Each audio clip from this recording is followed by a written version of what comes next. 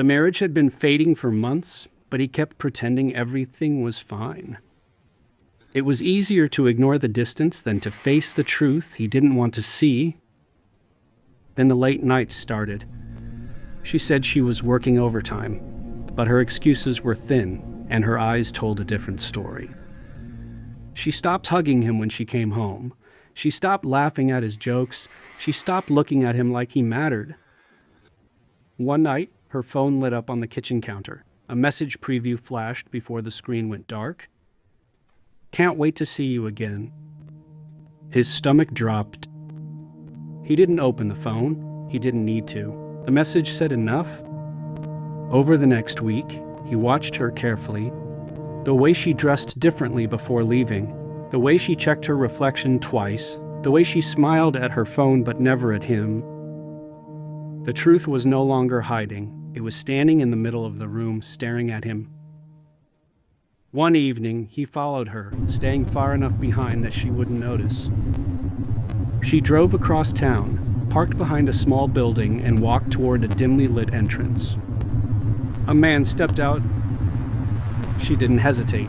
She didn't look around. She didn't think twice. She walked straight into his arms. The embrace wasn't quick or nervous. It was familiar, practiced. The kind of hug that belonged to two people who had crossed a line long ago.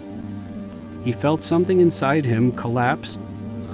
He didn't confront them. He didn't shout. He didn't make a scene. He just watched from the shadows as they disappeared inside together, laughing softly like they were the only people in the world. Driving home, the silence in the car felt heavier than ever. The house felt colder. The bed felt emptier. She returned hours later, smelling of perfume that wasn't hers and happiness that didn't belong to him. She slipped into bed without a word. He lay awake, staring at the ceiling, realizing the truth. Sometimes betrayal doesn't come with a confession. Sometimes it comes quietly, in the form of someone who stops loving you long before they leave.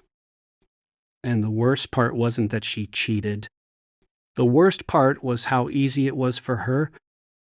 He thought about all the signs he had missed, the small moments that screamed something was wrong.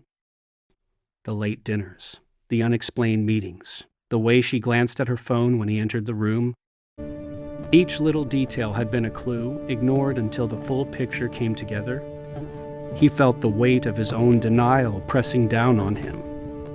He had wanted to believe it wasn't real, that maybe things were just stressful, just temporary. But now, standing in the shadows of that building, he knew the truth. He thought about the life they had built together and how quietly it had begun to crumble. He wondered if confrontation would have made a difference or if he would have only seen denial reflected back at him. He replayed the evening in his head over and over. Every movement, every laugh, every glance at the phone, each had told him what he feared.